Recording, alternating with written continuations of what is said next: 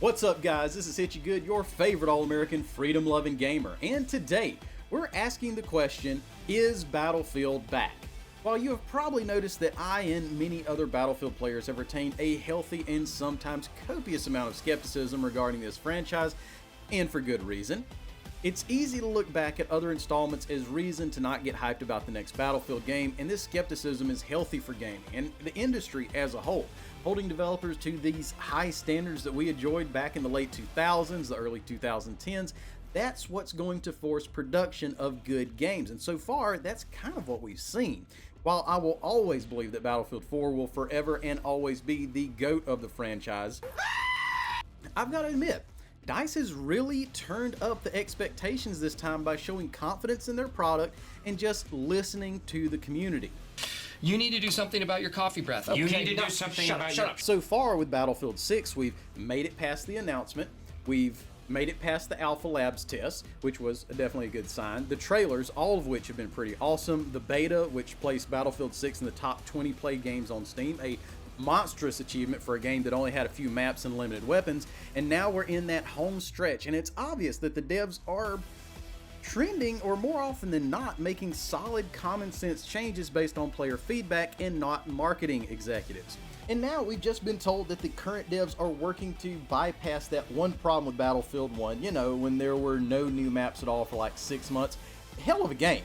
Wonderful, top S-tier game, but honestly, they waited too long. But now we're getting the very first season launching on October 28th, less than 3 weeks from the launch date, with a new map, new guns, new game mode, and a new vehicle. And then just 3 weeks later, we get yet another map, a new shotgun and a sidearm, and then they're reintroducing battle pickups to the game, which that's awesome. And then December 9th, another 3 weeks down, they're having the first limited time event and a new melee weapon. So it's fair to say DICE has been cooking. Finally, some good food.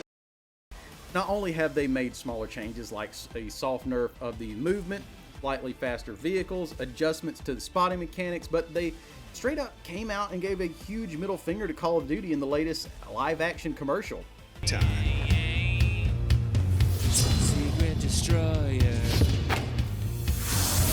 Hold you up to the flames. Sound check. What do I get? Okay, boys, we're here to do one thing. One thing.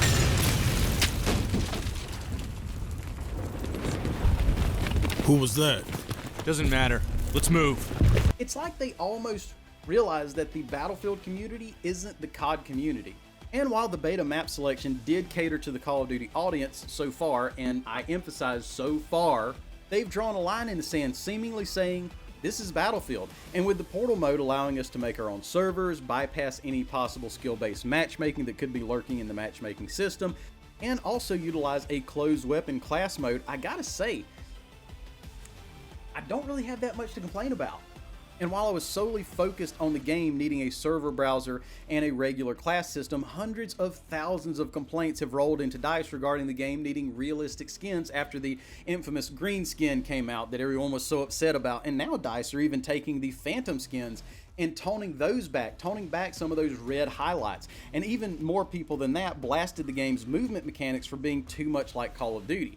Now, I've never really been a stickler on movement. If it's fast, I'll adjust to it. And if it's like Battlefield 4, great, I'll keep playing that way as well. However, the community as a whole has really put their foot down, and even though I didn't care as much about movement, that outcry, I believe, has led the devs at DICE to understand that the players don't want Call of Duty, they want Battlefield. They want something that understands its own identity, a game that knows what kind of game it is, instead of catering to every single market out there, just like Call of Duty has. I bring this up very often when talking about Arrowhead. If you look on their website, it says a game for everyone is a game for no one, and there's no truer statement. So if you were a part of that outcry, I thank you for pushing back and helping Battlefield not drift away from its roots and from its identity. And now there's a ton of concern about the news about the buyout of EA from Saudi Arabia-based companies, and even Donald Trump's son-in-law getting a piece of that cake. While none of this news, I believe, will have an impact on Battlefield 6, there's still some concern for the future. On one hand, you have EA going private, which is normally good because they're not beholden to shareholders who are just solely driven by money. But with its new buyers going $20 million in debt to make the purchase, it really can be expected that even more aggressive monetization practices may be implemented in the future. This, coupled with the recent idea from EA that Battlefield should be on an annual release cycle to compete with Call of Duty, that spells real problems for the future of the Battlefield franchise. These guys trying to make back that $20 million that they're on the hook for could really be a bad thing for the player base. But on the other hand, and I really hate to say this, but you know, let's be honest, Saudi Arabia does not hold many of the values that I believe in and the West believes in. Women do not have anywhere near the rights that men do in that country. But the embarrassing thing is that I hate to admit that it's taking a country from the East to possibly gut all the wokeness that the West, or sadly America, and I'm embarrassed to say that, has injected into gaming. Thanks to Tosh. That's why we recruited her. Actually, Tosh uses them for themselves now. They asked us to let folks know, so now you do. Yeah, I appreciate it. Thank you for telling me. I'd really love to just play an FPS without gay pride BS being shoved in my face at every moment, forced to celebrate it, affirm it, or whatever they want us to do. Or the devs celebrating debaucherous organizations and lifestyles. I come to gaming to get away from all that, not engage in it. With games like Dragon Age just turning into propaganda from the left, some woke game devs are currently losing their minds over the fact that Saudi Arabia doesn't jive with that, and with perhaps Trump's son-in-law having a say, EA might do away with wokeism forever in their games, which would be a huge W. However, it looks like there's pros and cons on both sides, and ultimately we have no idea how this is going to turn out, nor do we even know if it's going to actually happen. Deals like this fall apart all the time and take months, if not years, to even finalize, so we don't even know if it's actually going to happen. So ultimately, are we back? Is Battlefield back? Well, even though it's been really hard not to be hyped about this, it really seems like DICE has finally learned how to make Battlefield games again, and with the Battlefield community proving just how different we are from the current Call of Duty player base and getting very rowdy over even small moves in the wrong direction, I gotta say, things look pretty good going forward.